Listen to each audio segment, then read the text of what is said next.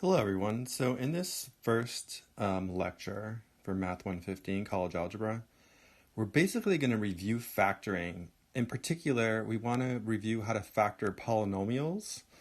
And the reason why is we'll need that later when we are solving quadratic equations. We will have to be able to factor.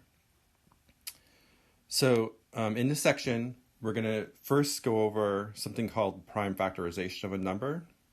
I'll remind you guys how to do that. How to find the lowest common multiple of a set of numbers. How to find the greatest common factor of a set of numbers.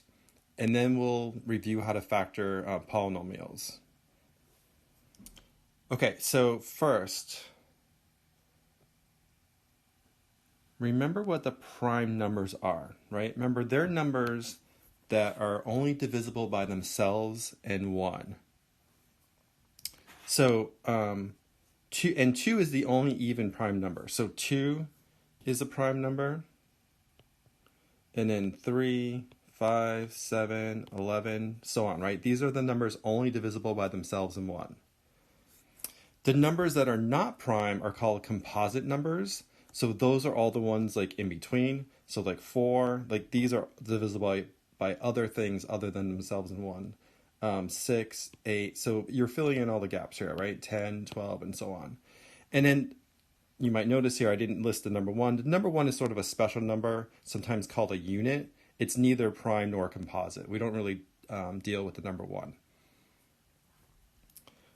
Okay, here is the interesting thing. It turns out that any composite number can be written as a product of prime numbers. So that means any number can be written as a prime number, right? Either it's already prime or it can be written as a product of prime numbers. So this is what we call the prime factorization. And it's unique, ignoring the order, right? The order of the factors could be different, but the same factors will be there, right? So the same product of factors will always equal that number. So to remind you guys how to do the prime factorization, let's do a couple of examples here. So let me start with the prime factorization of 48. So I think the best way to do this is to do a tree. So I'm going to write 48. And then I'm going to branch off of the 48. And the way I like to do this is I always like to, on the left-hand side, find the lowest prime number that will go into the number I'm trying to factor. So again, remember that the prime numbers are 2, 3, 5, 7, and so on. So ask yourself, does 2 go into 48 evenly? Yeah, it goes in 24 times, right? 48 is even, so 2 definitely goes into it. It goes into it 24 times. Then I branch off of the 24. And I ask myself, does 2, let me start with 2 again, does 2 go into 24? Yep, it goes in 12 times. Then I branch off to 12. Does 2 go into 12? Yeah, it goes in 6 times. And then finally, does 2 go into 6? Yes, it goes in 3 times. And you're going to stop when all these numbers on the left-hand side are prime numbers, right? And the last one, both of them should be prime. So therefore, we've shown that 48 factors into 2 times 2 times 2 times 2 times 3. Another way of writing that is you could write this as 2 to the 4th power, right? So remember that means multiply 2 by 2 by 2 by itself 4 times, and then times 3. And if you want to explicitly put an exponent, I'll put a 1 there. So 2 to the 4 times 3 to the 1. That's what 48 factors into. Now, another way you could do this, and you may have learned different ways of do this, is to find larger factors that equal 48 to start with. Like, so instead of using the lowest prime number, you could just find 2 factors that give you 48. For example, like 6 times 8, right, gives me 48. Then I need to branch off the 6 and branch off the 8. So 6 is 2 times 3, and then 8 would be 2 times 4, and then branch off the 4, 2 times 2. And notice here, you're going to get the same factors. right? You have 4 2's and 1 3. So it's 2 to the 4 times 3 to the 1. This is fine. This method is fine. I like this method better just because it's cleaner. Like sometimes when you use this method over here, it can get really messy just trying to find all those factors by branching off using the tree. So I tend to like this method better, but either one works. Okay, let's do another example. Find the prime factorization of 360. So I'll start with 360. I'll branch off. Does 2 go into 360? Yeah. It goes in, what's that, 180, I guess? 180, right? Does 2 go into 180? Yep, it goes in 90 times. Does 2 go into 90? Yeah, it goes in 45 times. Does 2 go into 45? No, it doesn't. So now work your way up to the next prime number. Does 3 go into 45? Yeah. 3 goes into 45 15 times. Does 3 go into 15? Yep. 3 goes into 15 5 times. And notice now I stop because I have all prime numbers, right? So in this case, it's going to be 2 times 2 times 2 times 3 times 3 times 5. Right, so 360 will be 2 times 2 times 2 times 3 times 3 times 5. And then I could write that as 2 to the third times 3 squared times 5 to the 1. So that would be the prime factorization of 360. Okay.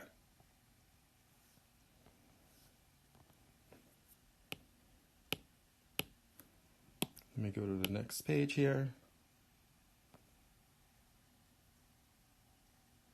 So now that we reviewed prime factorization, let's talk about how to find the lowest common multiple of a pair of numbers or a set of numbers. It could be 2, it could be more than 2 numbers. So first of all, what is the definition of lowest common multiple? Remember, it's the smallest number that's a multiple of the original numbers. In other words, it's the smallest number that divides the original numbers evenly. So for example, let's say we want to find the lowest common multiple of 15 and 20. So first thing you could do is you could write out, we actually don't want to solve the problem this way, but this sort of illustrates like what it means to be the lowest common multiple. So you could write out all of the multiples of 15, right? So what does that mean? If I take 15 times 1, right, I get 15. That's a multiple of 15. Then 15 times 2, you just multiply by every whole number here. 15 times 2 gives me 30. 15 times 3 is 45. 15 times 4 is 60. So 15, 30, 45, 60, 75. These are all multiples of 15. I do the same thing with 20, right? So 20 times 1 is 20. 20 times 2 is 40. Times 3 is 60. Times 4 is 80, and so on. 100, 120. These are all multiples of 20. So what's the lowest common multiple? So what number is common to both and it's the lowest common multiple? Well, in this case, it's going to be, it's already circled here, to 60 and a 60, right? So you could say that the lowest common multiple of 15 and 20 is equal to 60. Okay, it's the smallest number that divides both of them evenly. All right. So again, when you're actually asked to solve a problem like this, you don't actually want to use this method. It will just take too long. So there's a technique that we can use that involves prime factorization. That's why I reviewed prime factorization. Let's talk about that. Bring this up here. So for instance, let's find the lowest common multiple. I'll do this example. Okay, so for instance, let's say I want to find the lowest common multiple of 20 and 45. And I want to use the idea of prime factorization. I don't want to just list all the multiples, that'll take too long. So here's how you would actually do this. You would first find the prime factorization of each of the numbers that you want to find the lowest common multiple of. So I need to find the prime factorization of 20. So I'll branch off. I have 2 times 10, 2 times 5. So this is actually going to be 2 squared times 5 to the 1. Let me find the prime factorization of 45. So in this case, 2 doesn't go into, the lowest prime number 2 doesn't go into 45, right? So I work my way up. Does 3 go into 45? Yeah. 3 goes in 15 times.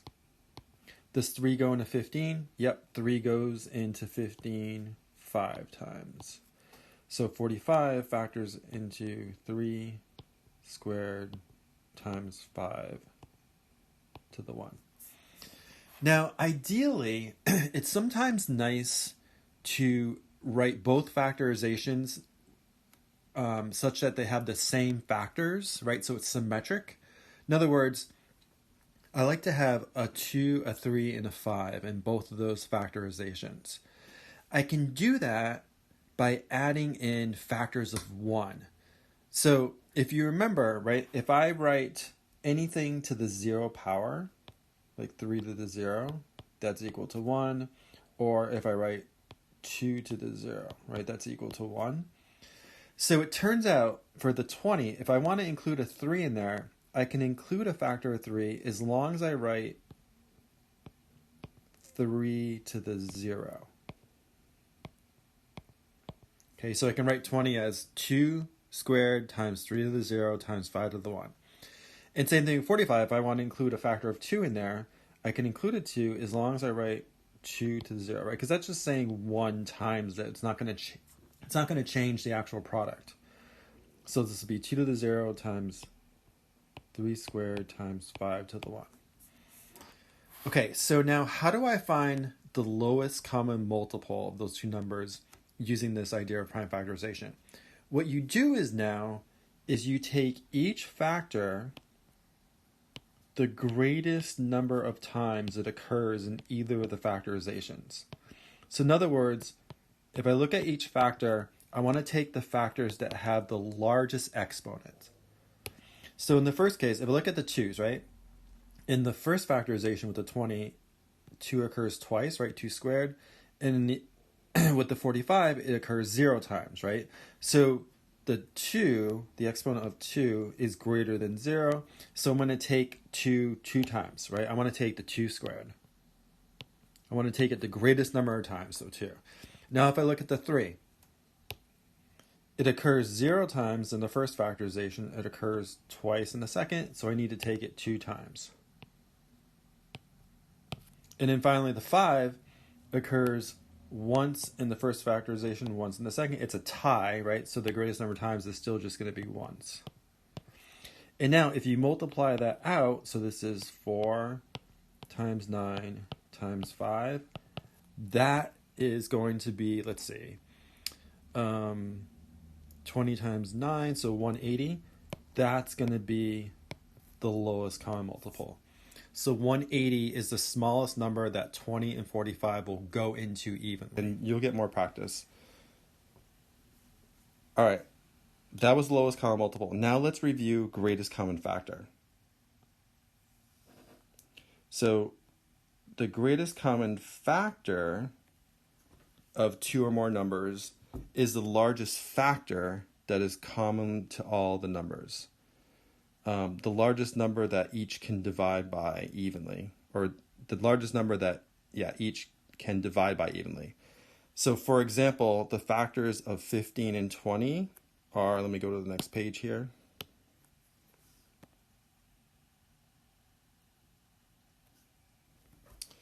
So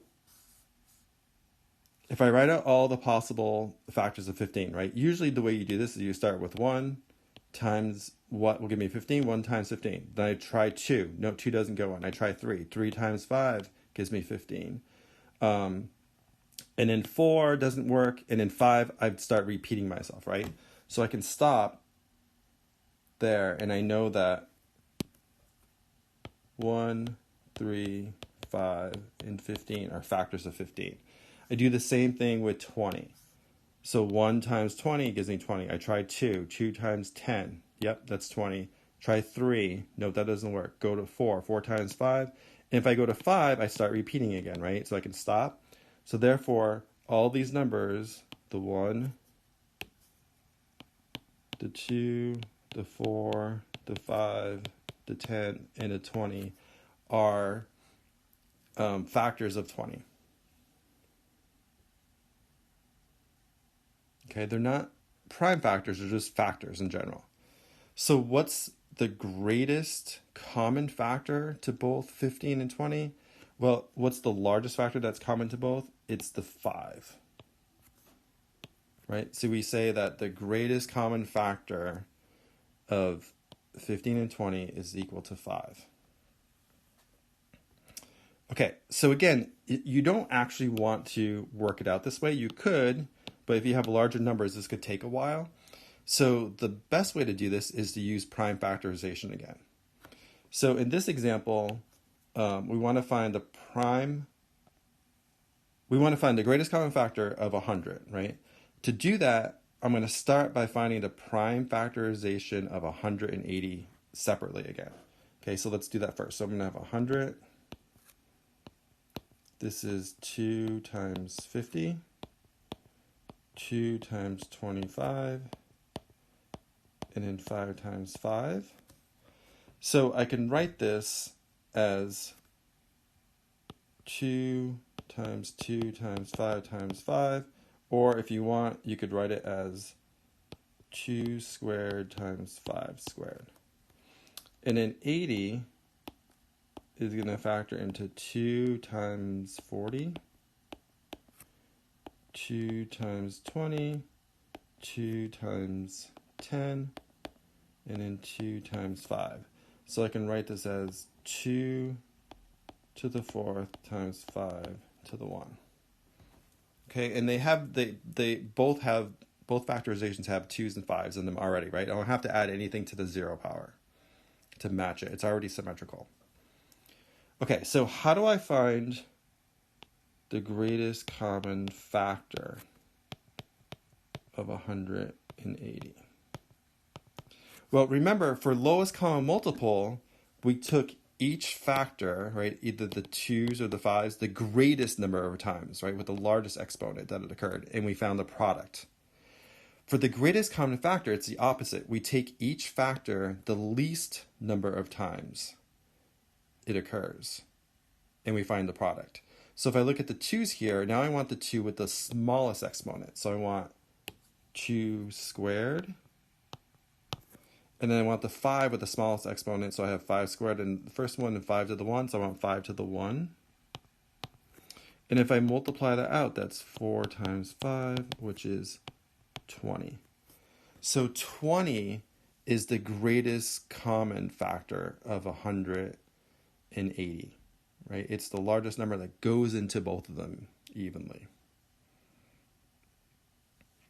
Okay, so again, hopefully you guys that came back, hopefully you've seen that at some point in the past. Here, let's do one more. Let's find, so using prime factorization, let's find the greatest common factor of 15x cubed and 45x squared, because we're going to start needing to factor variables as well, right? When we talk about polynomials and basic expressions.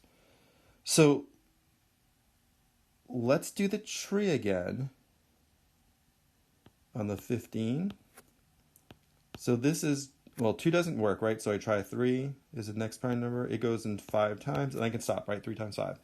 But remember what x cubed means. X cubed just means, it means x times x times x, right? So I can write this as 3 to the 1 times 5 to the 1 times x to the 3rd. Do the same thing with 45. Right, so I'll find the prime factorization. So 2 doesn't work, 3 goes in 15 times, and then 3 goes in 5 times. And then x squared is just x times x.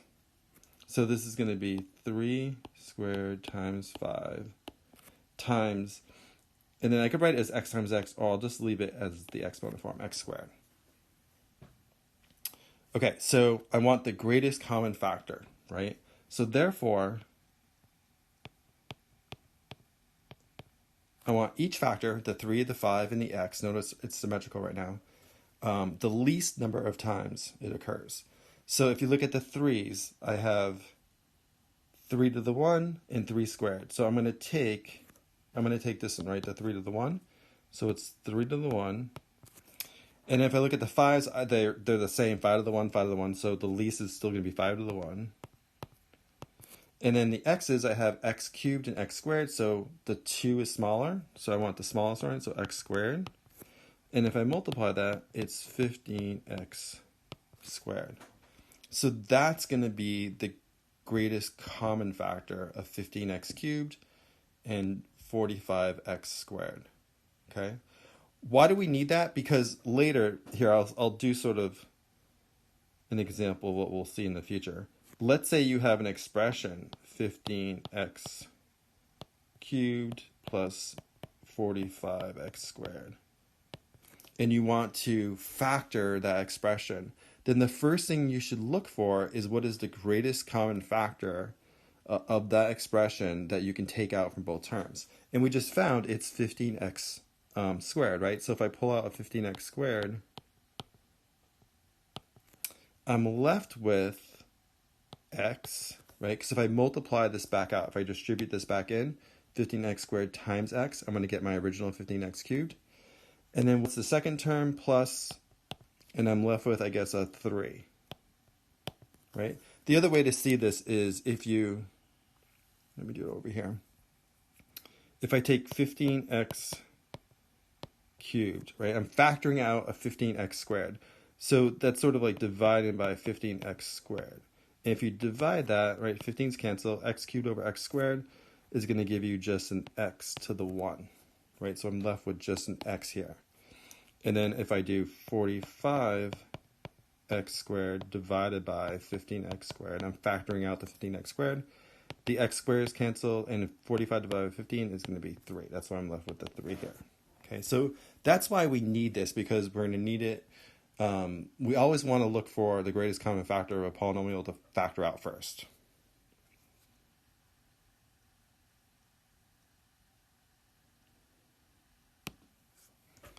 Okay, so now that we've done that, let's start looking at actual expressions.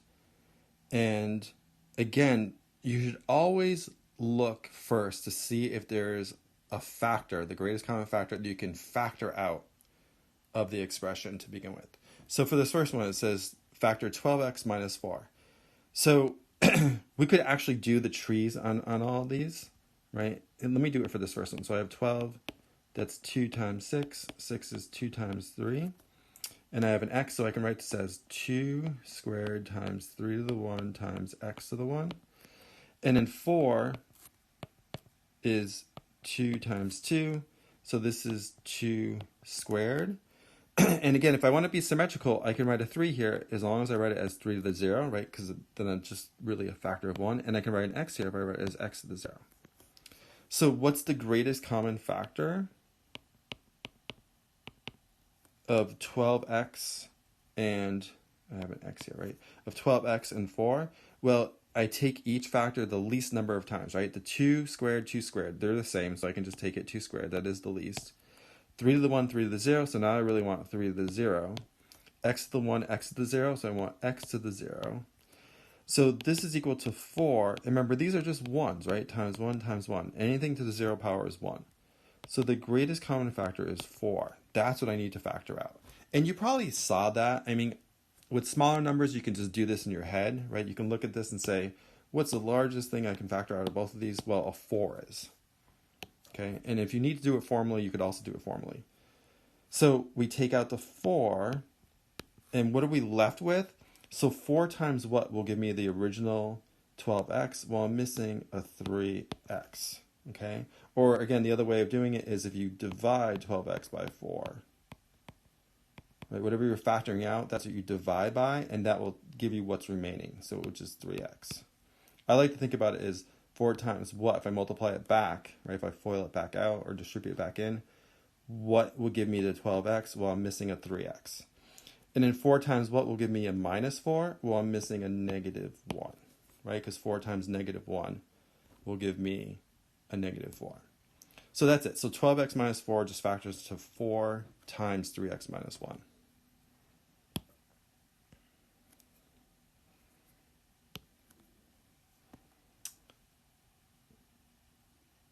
Okay, let's do some more of these. So what about this next one here? I want to factor 9x cubed plus 3x plus 6.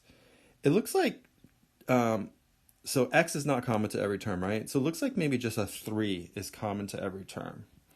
So I can pull out a 3, and then what am I left with? I'm left with 3x cubed plus 3 times what will give me 3x, so I'm missing an x, and then 3 times what will give me a 6, I'm missing a 2.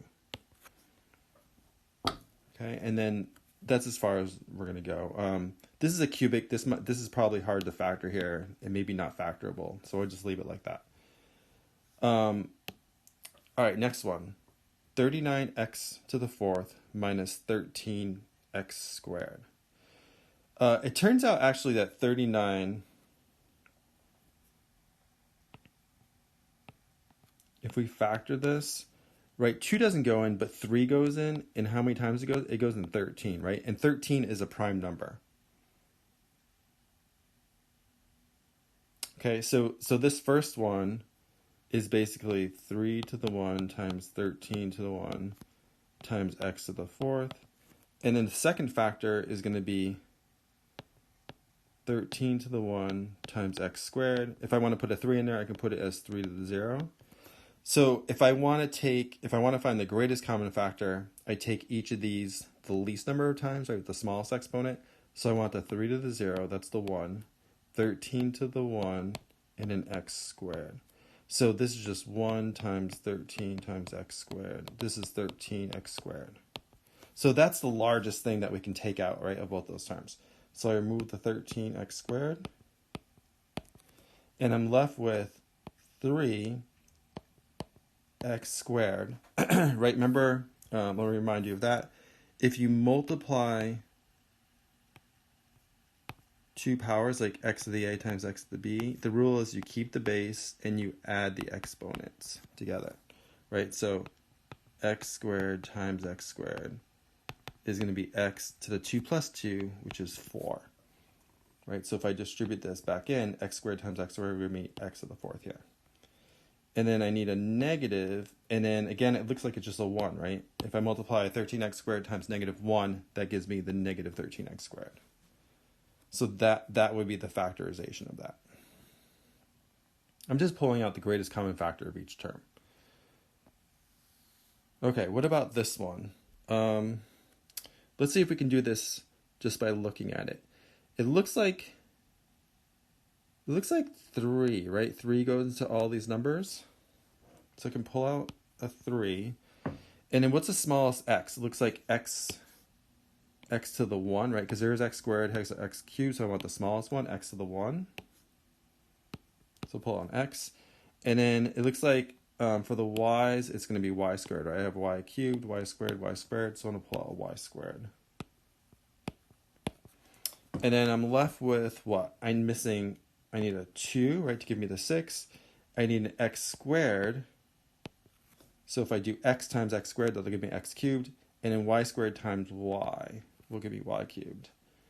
Plus, then I'm missing a 15, right, because 3 times 15 will give me 45. I'm missing another x. And then y squared times 1 is y squared, so I don't need to do anything with the y's. And then plus 7, right, 3 times 7. The x is okay, and the y squared is okay, right? Just a 7. So that would be it. That would be the greatest common factor would be 3xy squared.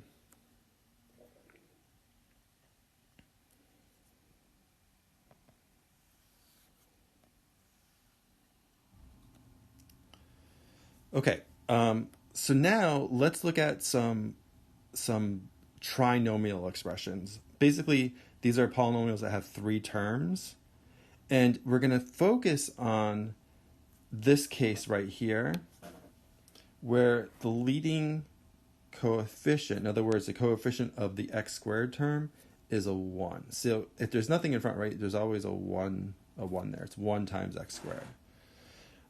Normally, in general, this would be ax squared plus bx plus c. But we're going to focus on the case where a is 1, right? That's the easier case. So to factor these, if they're factorable, sometimes they're not factorable, but if they're factorable, we use what's called the BC method. And the way we do this is we look for two numbers that when multiplied will give us C, and when added will give us B. Okay, this is only true if you have a 1 here. If the leading coefficient is a 1, the A is a 1. Then you can look for two numbers which multiply to give you C and add to give you B. Okay, so to start, let's just, without even looking at a polynomial expression, let's see, can we come up with two numbers that multiply to give us 48 and add to give us 16? So what are some factors of 48? Well, I could do like 1 times 48. That does not add to 16 though, right? I could do 2 times 24. That doesn't add to 16. I could do, 3 times 16, I think, is 48? Yeah, 3 times 16. But that doesn't add to 16. 4 times 12. That will actually add to 16, right? So this doesn't work, because that would be like 49. This doesn't work. That's 26. This doesn't work. That's 19. But this actually does work. That would be 16. So the two numbers that I would be looking for in this case would be 4 and 12, right? They multiply to give me 48 and they add to give me 16. Okay? So once you have those, and actually this next example illustrates this with those particular numbers. So if I want to factor this, I'm going to end up with, if it's factorable, I'm going to end up with two factors. The only way to get the x squared is if I have an x and an x is the first term of each of those factors. Okay, we'll check this later by FOIL. You may remember that acronym FOIL, where we multiply first, outer, inner, last. So we can expand this back out to see if we get the original expression here. So how do I figure out these two numbers? Well, here's where I'm looking for two numbers. When multiplied, give me C, give me 48, and added, give me the B term, positive 16. Well, we just found those, right? It's positive 4 and positive 12. And it doesn't matter what order I put them in, so I'll just write the positive 4 first, and then the 12 over here. Okay, how do I check to see if this is correct? So this should be the correct factorization, x plus 4 times x plus 12, right? We factored that expression. To check it, I can multiply it back out. Right, I can expand this back out, and that's what we typically call FOIL. So how do I expand it back out? Well, I multiply the first terms. Let me remind you of the acronym FOIL. So this is first, this is outer or outside, let's call it outer, inner is the I, and last. It's just to remind you, right? It's an acronym here. Or really it's a mnemonic to remind you how to do this. So the first, x times x gives me x squared. X times 12, I can write as 12x. 4 times x is positive 4x. And then positive 4 times 12 is 48. And notice that the x's are like terms, so we can combine them. What's 12x plus 4x? Well, that's going to be 16x. And that is the original expression, right? So that is the correct factorization. So you can always check it by expanding it back out. Okay, let's try a few more examples here. So I want to factor x squared minus x minus 12. So again, this is a nice case where I have a 1 as the coefficient of the x squared term, the a. So immediately I can write this, I can write the two factors here into parentheses, and I know that the x squared can only come from x times x. Okay, then I want to think of two things when multiplied give me negative 12. Don't forget about the sign there, that's important. And then added give me what? Well, remember, if there's nothing there, there's really a 1 there, right? There's always a 1 there. So they need to add to give me negative 1. So if you think of all the things that give you negative 12, right? You could have negative 12 times positive 1. You could have positive 12 times negative 1. But if you multiply those, right, you get negative 12. But if you add them, you definitely don't get negative 1. But if you keep going here, let's see, 3 times negative 4. I could have negative 3 times positive 4. I guess this one works, right? If I multiply positive 3 times negative 4, I'll write the positive there, I get negative 12. And if I add 3 plus negative 4, that gives me negative 1. So that's what I want. So one of these factors will be positive 3, and the other one will be negative 4. Okay, and again, you could check it by foiling it back out, right? If you multiply that back out, you're going to get x squared minus x minus 12. Okay, what about this one? So I'll do x times x. Now I want two things. Well, multiplied will give me positive 6, and added will give me negative 5. So it looks like they both must be negative, right? If I multiply two negatives, I get a positive because I need to add them to get a negative. So it's going to have to be two negative values. And it looks like negative 2 and negative 3 will work, right? If I multiply those together, I get positive 6. If I add them, right, take away $2, I take away another $3, I've lost $5. I get negative 5 if I add them together. So those are the two values I want, negative 2, negative 3. And that'll work. And then this one, well, we should always look first. So there's definitely not a 1 there, right, in front of the x squared term. But is there a greatest common factor that I can factor out of each term first, right? That's what we first looked at earlier. We should do that if we can, right? So in this case, yeah, a 4 is common to every term there. So I can factor out a 4, and I'm left with x squared minus 3x minus 10. And now this piece, right, is a trinomial where there's basically just a 1 there, right, in front. So we can factor that, or we can try and factor that. So let's see if we can factor that. Well, I know if it's going to be factorable, again, sometimes you can't do this, and then you just say it's not factorable. But in this case, let's try it.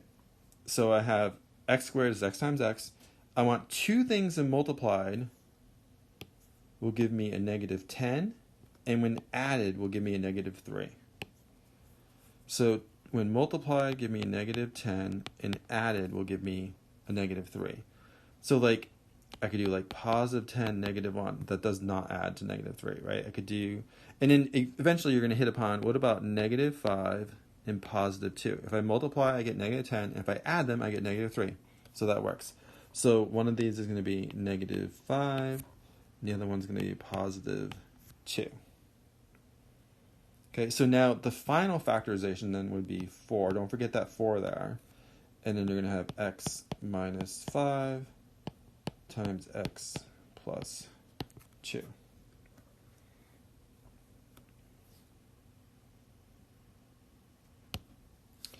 Okay, what if we have a trinomial where the a is not a 1, right? So we have a more general ax squared plus bx plus c that we want to factor.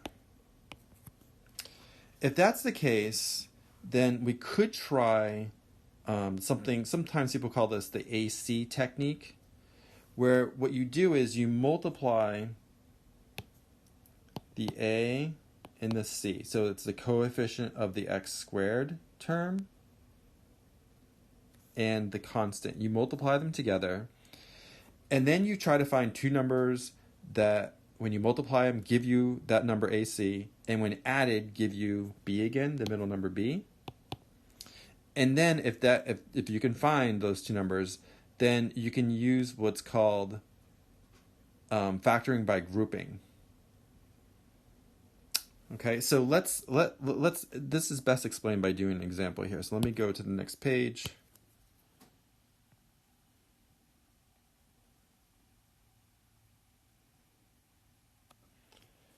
And let's try these. So in this case, right, the a is not a 1, right? I don't have a 1 in front of the x squared term. I have a 2. So let's try this AC method. So I'm going to multiply 2 times 9. So positive 2 times 9, that's going to be 18. Right, and multiply the a times the c, including the signs here.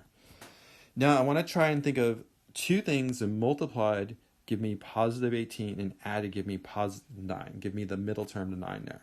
Well, I can do that, right? Again, you can try a bunch of things like 18 times 1, but that does not add to 9.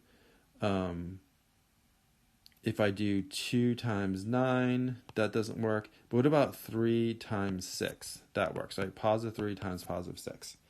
So they multiply to give me 18, and they add to give me the middle number 9.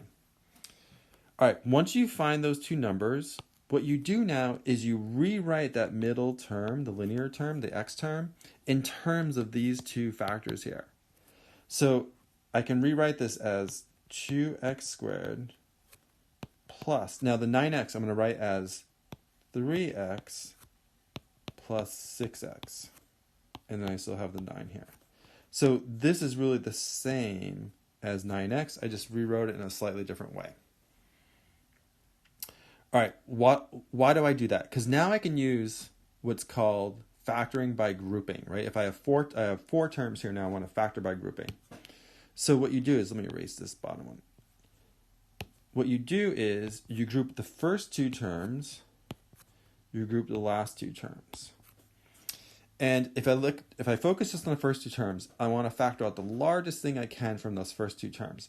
Well, it looks like the thing that's common to both is an x, right? I can factor out an x, and I'm left with 2x plus 3.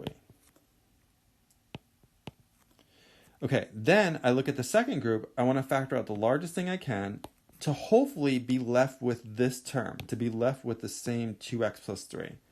Can I do that? Yeah, if I factor out, I want to be left with that, right?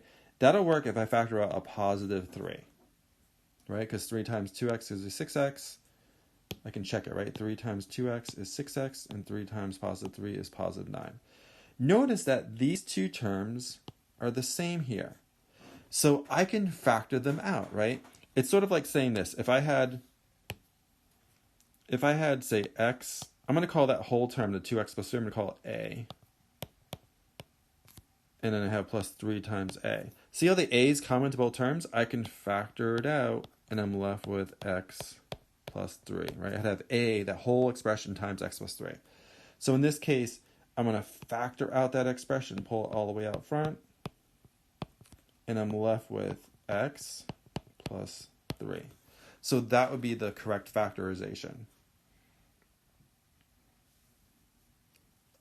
But by the way, you could also factor it out at the end and be left with x plus 3 as the first term, right? It doesn't matter. The order doesn't matter of those factors. But usually you pull it all the way out front and you leave it like this. All right, so let's try some more of these. This AC method, which really involves factoring by grouping. So again, I don't have a 1 right in front of the x squared term. So let me multiply 5 times negative 6. That's going to give me negative 30. Are there two things that multiplied that give me negative 30 that add to give me the middle term plus positive 7? Yeah. Again, if you think about this for a little while, if you have a positive 10 times a negative 3, right? That'll give me negative 30.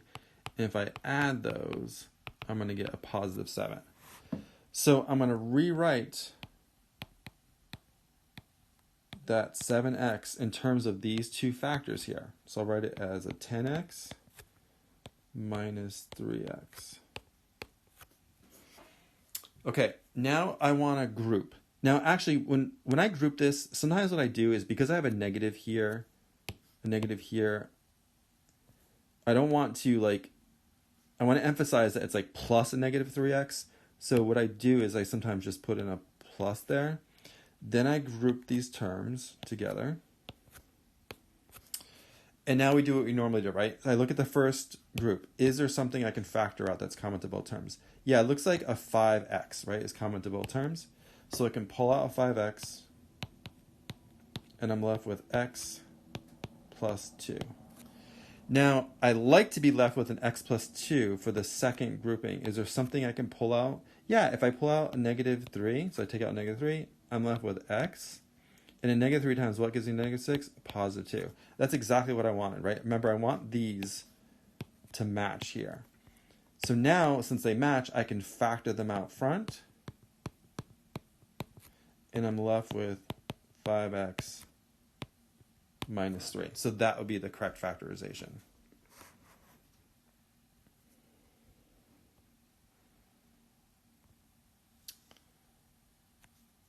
Okay, in this one I have a 4 and a negative 6, right? So that's going to be negative 24. I want two things that multiply to give me negative 24 that add to give me negative 5. Let's see. 24 and 1, there's no way I can get it, right? 12 and 2, that won't work. What about 4 and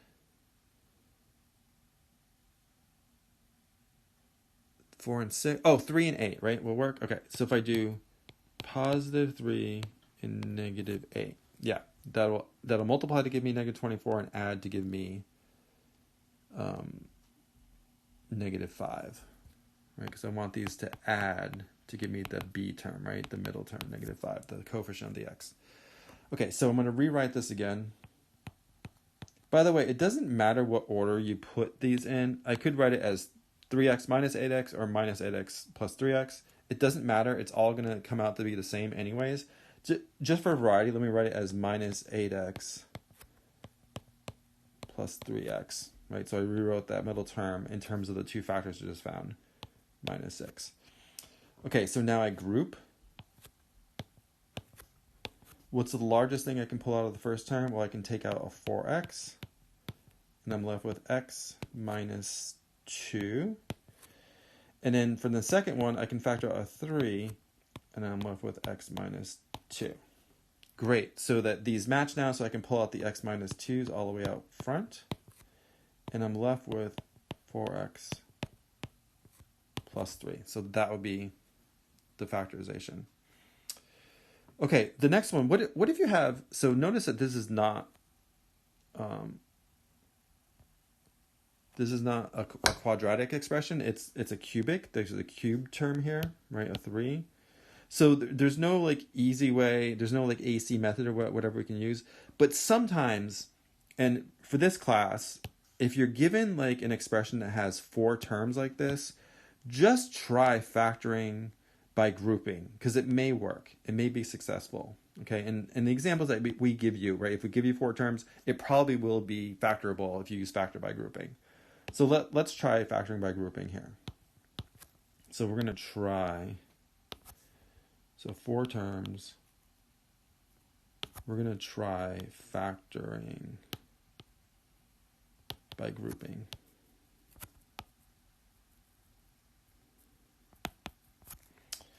Okay, so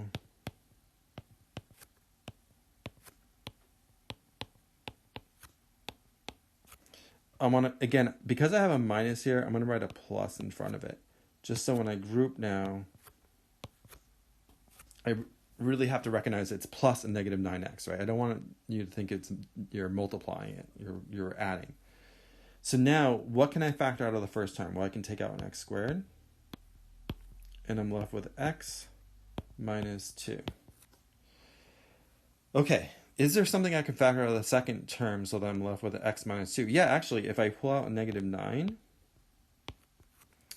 I'm left with an x, and a negative 9 times what will give me positive 18? A negative 2, right? So I'm left with x minus 2. And now, since x minus 2 is common to both terms, I can pull it out front. And I'm left with x squared minus 9. Okay, it turns out that this expression here can be further factored. Okay, we're going to talk about that in a second as like one of the special cases. But let me just remind you of it right now. If you have an expression that has the form a squared minus b squared, this is factorable into a plus b times a minus b. You can prove this by foiling this back out, right? You're going to get a squared minus ab plus ab. They're going to cancel, and then minus b squared. So I get the original a squared minus b squared. So this term right here, this can be written as something squared, right? In fact, it's x squared minus 3 squared, right? 9 can be written as 3 squared.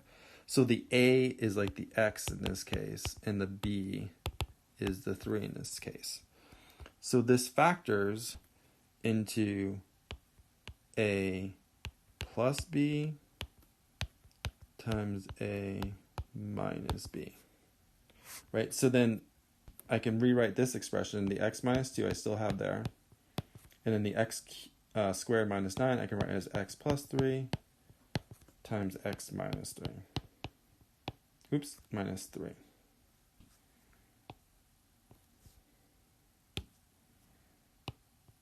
So that would be the factorization of that expression. Okay, again, this has 4 terms, so let's just try factoring by grouping.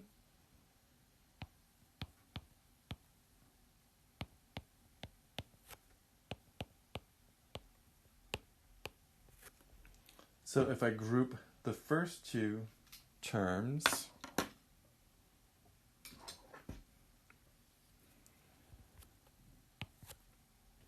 and then the last 2 terms, what can I factor out of the first group? Well, it looks like I could take out a 2x, right? It's commentable terms.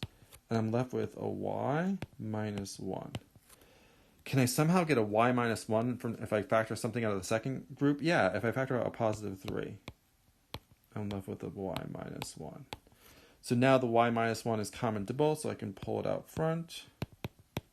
And I'm left with 2x plus 3. Okay, so sometimes grouping will work. I mean, in most cases it actually won't work, but for the examples that we give you in this class, typically if you have 4 terms, grouping will work. Okay, what about these special cases? So the first one here I've kind of already mentioned. The difference, and I think this one is a good one to remember. So the difference of 2 squares, if you have something squared, like a squared minus something else squared minus b squared, that always factors into a plus b times a minus b. Okay? If you don't want to do that, you could use the techniques that we learned here, because this is like saying, here, let's look at this first example here. I have 9x squared. There's no x term, right? So you can think of that as 0 times x, right? The b is 0 in this case, minus 25.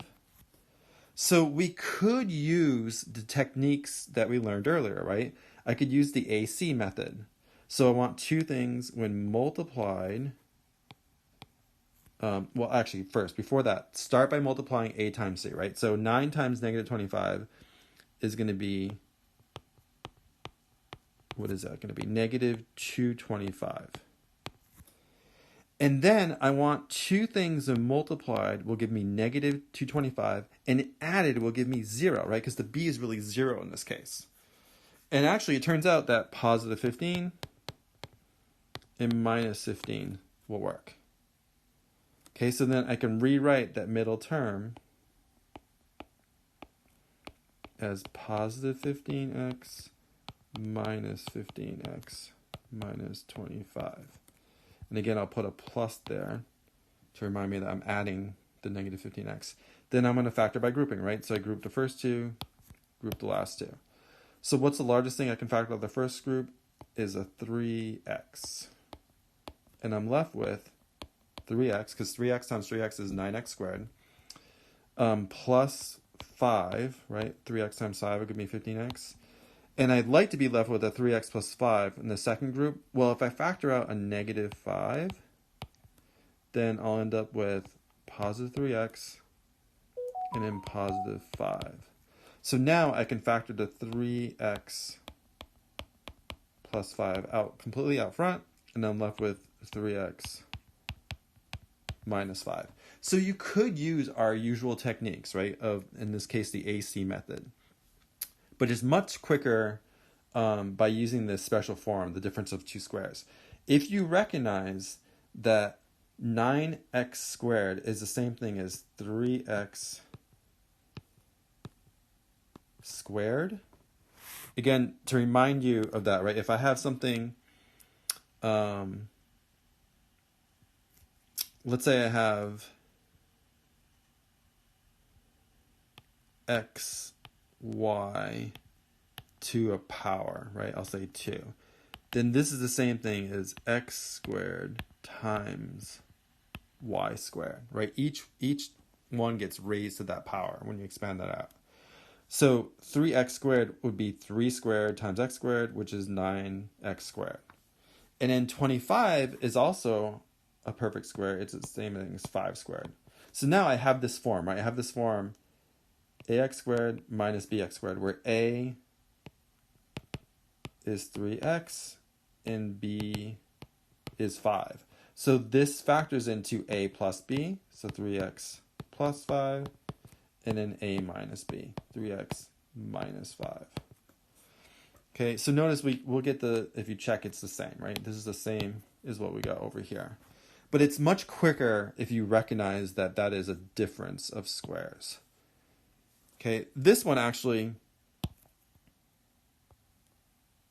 you could do, again, using the AC rule, but this is a lot more complicated. So this one, hopefully you would just recognize that it's a difference of squares. So 16x to the 4th can be thought of as 4x squared all squared, right? Because that'd be the same thing as 4 squared times x squared squared. I have to remind you guys of some of the rules for exponents, right? If I have x to the a raised to the b, the rule is you multiply the exponents together. So x squared squared would be x to the 2 times 2, which is x to the 4th. Okay, you have to remember some of those rules of like exponents. And then 81y to the 4th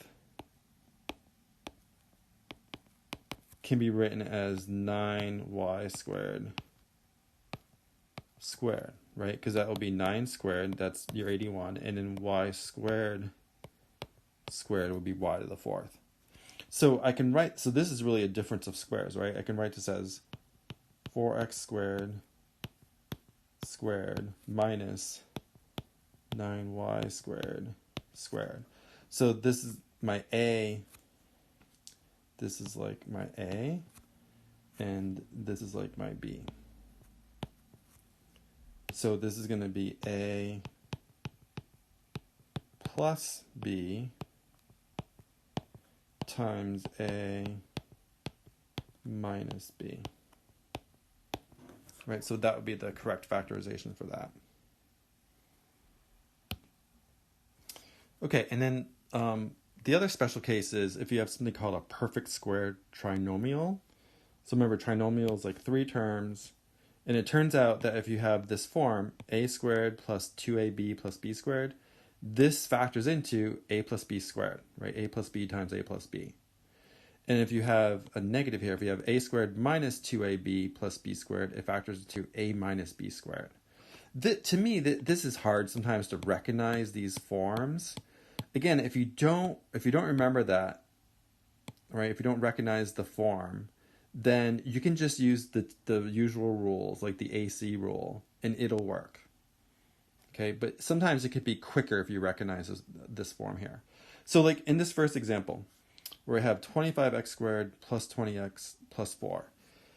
It turns out that this actually has that first form there, right? If I can write 25x squared as 5x all squared. I can write 20, actually let me do the 4 first. I can write the 4 as 2 squared. And then I can write the 20x as 5x times 2 times 2. Again, see, I think sometimes this is hard to recognize, but so in this case, the A is our 5x, the B is our 2, and then if you notice here, this term is like 2 times A times B, right? So really the 20x has that form 2 times A times B. So this original expression I could write as 5x squared plus 2 times A times B plus B squared. And we know that it's going to factor into A plus B times itself, right? Which we can just write as squared. Okay, but again, I think that's hard to recognize. So the way I would solve this problem is I would just do the regular AC rule, right? So if I here let's do it that way and make sure we get the same answer here.